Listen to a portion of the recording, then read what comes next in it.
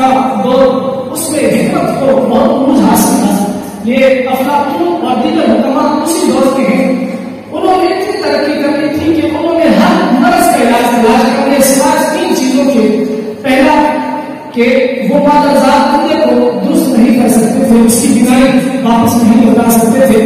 اور دوسری بیماری، کسی کو اگر کوڑ کا مرض ہے تو اس کو وہ شفایاب نہیں کر سکتے تھے. انہوں نے ایسی کوئی بھی میڈیسن، کوئی بھی ایسی دوا ایجاد نہیں کی کہ جس سے کوڑ کے مریض کو شفا ملے.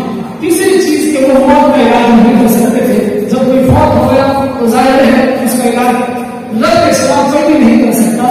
تو یہ 3 چیزیں، ان کے علاوہ ہر چیز کا علاج انہوں نے دریافت کر لیا.